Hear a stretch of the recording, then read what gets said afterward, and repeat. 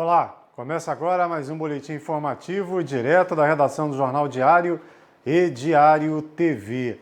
As chuvas contínuas dos últimos dias continuam causando problemas em vários locais de Teresópolis. Na madrugada desta quarta-feira, por exemplo, um deslizamento de terra foi registrado entre os bairros de Paineiras e Vila Muqui.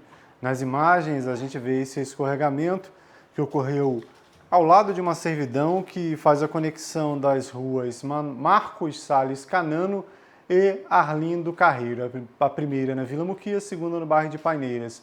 No topo aí dessa encosta a gente viu aí 3 pequenas residências, aparentemente, né? 2 ou 3, devido à distância não dá para identificar corretamente.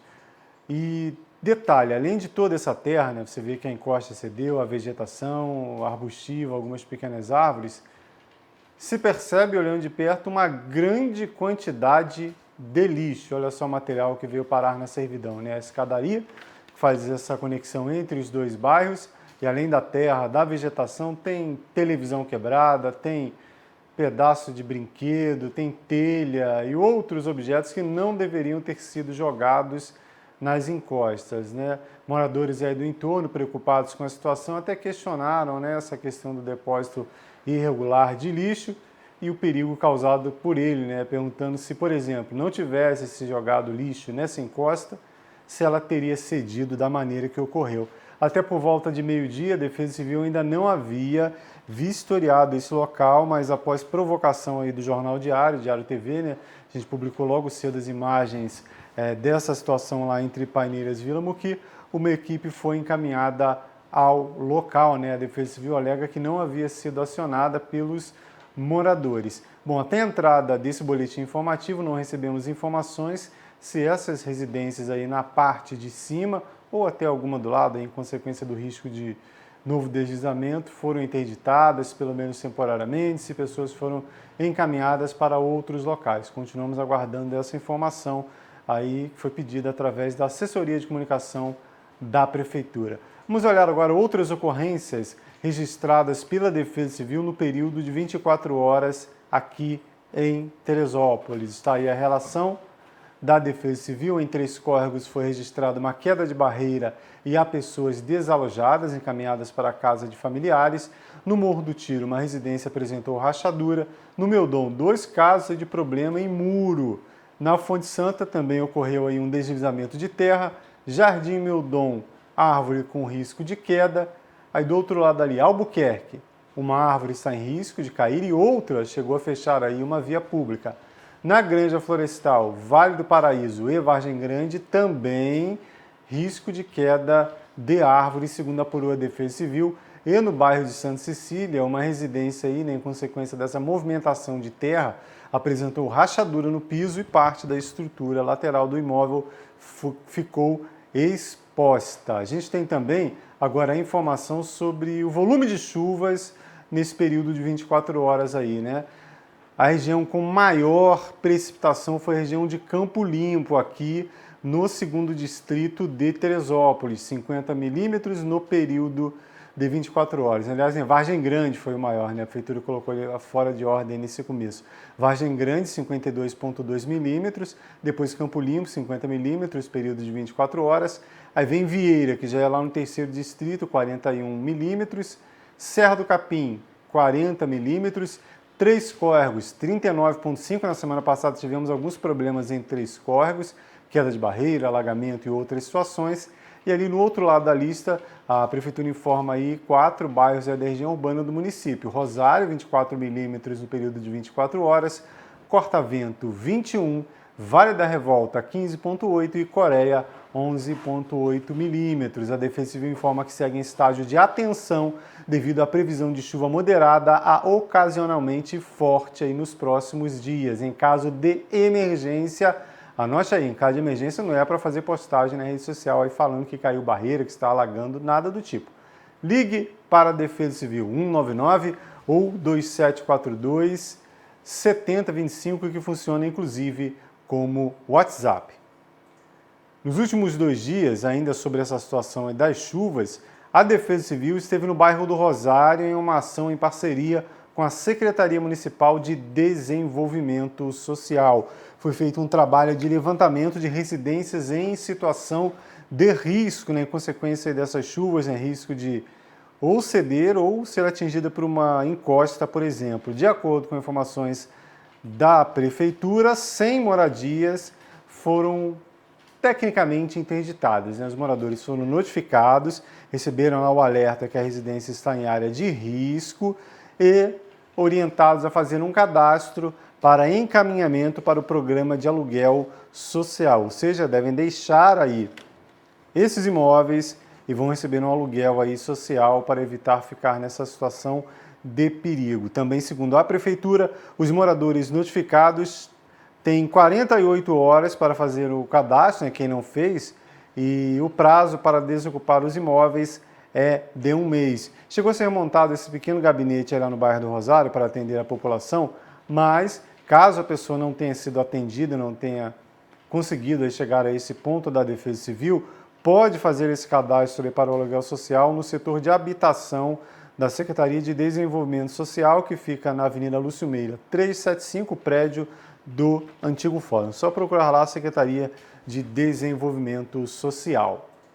Mais uma localidade aí que a gente tem informações de problemas em consequência dessas chuvas insistentes aí, nas últimas semanas, de muita chuva aqui na nossa região.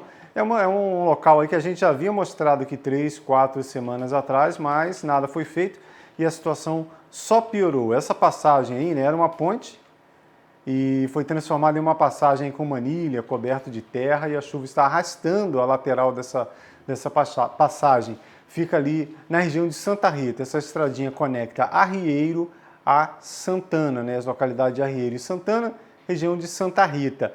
E tem a questão da antiga ponte, né, agora essa passagem sendo arrastada pela força da água, e também muita lama, né, nesse trecho aí mais íngreme da estrada, né? E esse local especificamente, Santana, ele tem 2 acessos, esse aí um pelo outro lado, mas os dois são extremamente ruins, né? Esse aí está desse jeito, tem a ponte caindo, e do outro lado é muito íngreme, ou seja, nesse período de chuvas, impossível, né? E difícil até para veículos tracionados, veículos 4x4.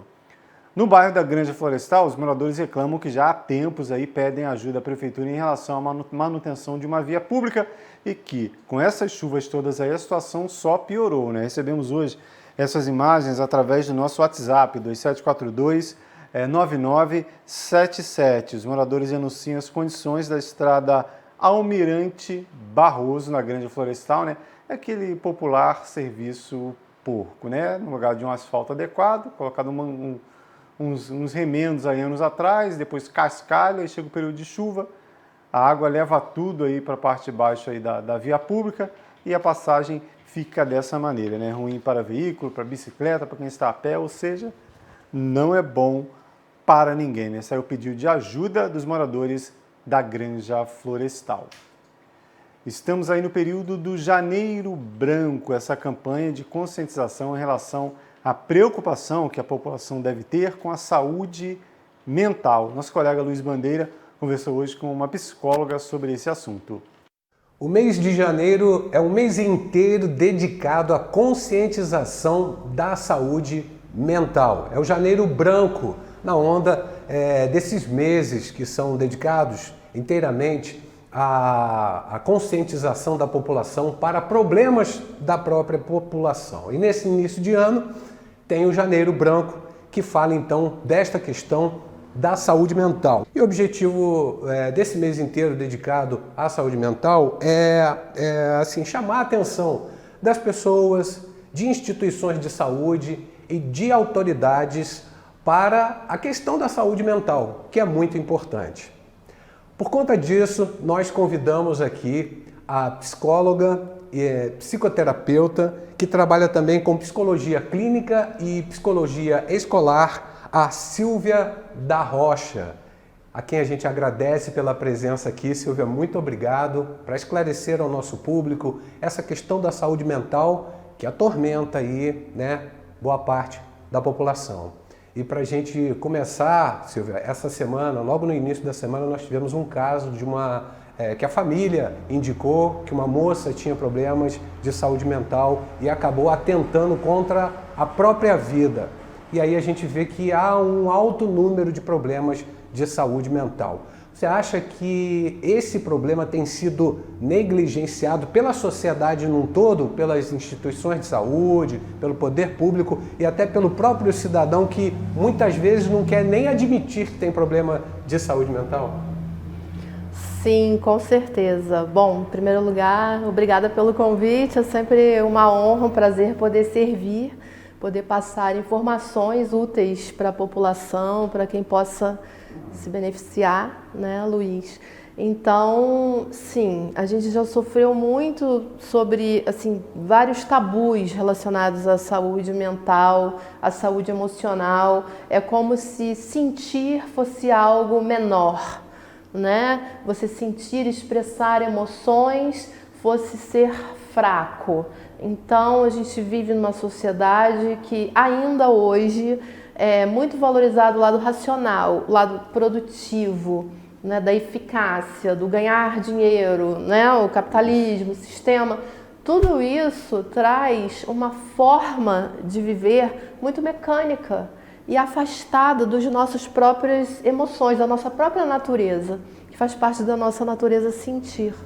Hoje em dia as relações das pessoas têm sido feitas, as relações pessoais, elas têm sido feitas dentro da rede social, ou seja, relações online, pouca relação pessoal aproximada e muita relação feita através do smartphone, do computador, através das redes sociais. Isso com certeza vem afetando o modo das pessoas lidar uma com a outra e também a saúde mental das pessoas, não é isso? Isso mesmo. É uma faca de dois gumes, né? Porque ao mesmo tempo que algumas pessoas se sentem melhor são as introvertidas. Elas preferem ficar sozinhas. Tanto é que eu tive clientes na pandemia que adoraram ter que ficar isolado, não ter que ir trabalhar, não ter que conviver, não ter que se relacionar. Então a rede, ela possibilita falar sem se mostrar tanto, né? Mas, por um outro lado, a gente sabe que relacionamentos através da internet são superficiais. Não tem o olho no olho, não tem o calor das emoções, né? Não tem a presença. Então pode facilitar e também pode atrapalhar. Em escola, eu gosto muito de utilizar a arte-terapia. A arte-terapia serve para todas as idades, porque nos ajuda a nos entender mais as nossas emoções, o nosso mundo interno. Através da arte, da expressividade dos materiais, a gente consegue visualizar, dar um contorno ao que antes era muito subjetivo, não palpável, e até mesmo o inconsciente é revelado ali na arte. A pessoa que quer estar interessada agora vendo a nossa matéria, como é que ela faz? Então, procura profissionais de arte-terapia que podem ou não ser psicólogos. No caso, eu sou psicóloga e arte-terapeuta, e eu dou formação, e a novidade é que eu vou dar esse ano a formação aqui em Teresópolis de arte-terapia. Silvia, muito obrigado pelos seus esclarecimentos aqui ao público da Diário. Esteja sempre à vontade para voltar aqui. Tá bom, muito obrigada. Eu sempre gosto de estar aqui com vocês. Essa entrevista na íntegra você vê no nosso canal do YouTube, onde a Silvia fala sobre diversos outros pontos de extrema importância nesses cuidados com a saúde mental. Dê uma olhadinha aí na nossa lista de reportagens do canal do YouTube, vai estar lá daqui a pouquinho. Mais uma vez, a COPBEA, a Coordenadoria de Proteção e Bem-Estar Animal, está com uma ninhada de filhotes aí precisando de tutores, de famílias em animais que foram abandonados e que estão sendo cuidados temporariamente por esse órgão aqui do município, né, que é ligado à Secretaria de Meio Ambiente. A gente dá uma passadinha, né, por exemplo, só tem o Tito, de 4 meses, né, tá aí, ó, patinha branca, peitoral branco, Tito, já está vermifugado e tem castração garantida. Depois o pintado, né, o famoso vira-lata rajadinho, né, o pintado tem 3 meses, já foi vermifugado e quando chegar o período de castrar você pode procurar a COPBEA que estará garantido o procedimento. Tem a pantera de 6 meses, né, já um pouquinho maior, né, já foi vermifugada, também você pode fazer a castração em breve, a pantera já pouquinho maior, né, já ir procurando um novo lar, um tutor. E a leoa, né, de 3 meses, né? Olha que bonitona essa aí, né? Esses são apenas alguns dos animais que estão lá para adoção na Copibéia.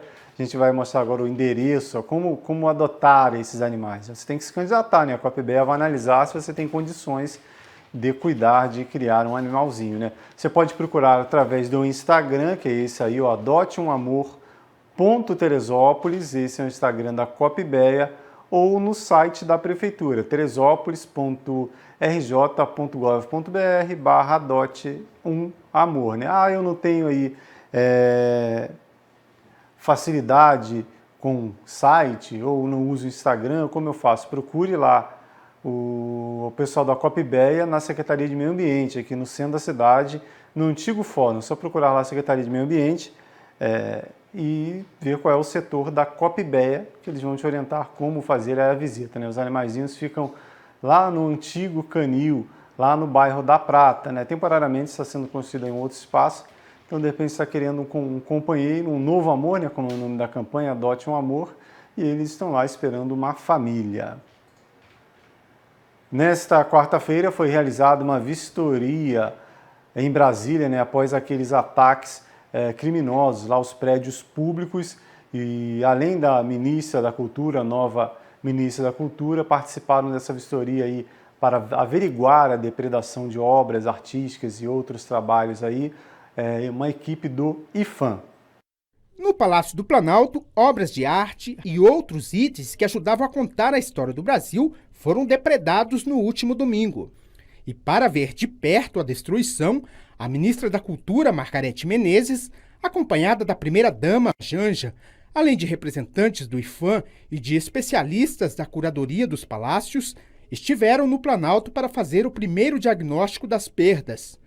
O laudo final das vistorias será divulgado nesta quinta-feira. Estava tudo fechado por causa da perícia, né, policial, e agora que os técnicos do IPHAN, inclusive, vão começar essa perícia, pediram até quinta-feira à tarde, né? É daí que nós vamos ter a dimensão do que foi estragado, do que foi do custo disso e como que nós vamos fazer para fazer essa recuperação. Entre as obras destruídas pelos terroristas está este relógio que chegou ao Brasil em 1808, junto com a família imperial. Ele é um presente da corte francesa para Dom João VI. E o único exemplar semelhante está exposto no Palácio de Versalhes, em Paris. Segundo a ministra da Cultura, dificilmente será possível recuperar esse relógio. Outra obra que preocupa os especialistas é o Mural das Mulatas, de Di Cavalcanti. A peça morava no Salão Nobre do Palácio do Planalto e possui valor estimado em 8 milhões de reais. A obra foi rasgada 7 vezes. E para que atos sombrios como esse nunca voltem a acontecer, a ideia é criar um memorial sobre o ataque terrorista. Para que nunca mais, né, aconteça de novo. Isso é um tesouro artístico, o tesouro do povo brasileiro. Isso é um pertencimento da nação, do Estado, e que precisa ser respeitada a sua integridade.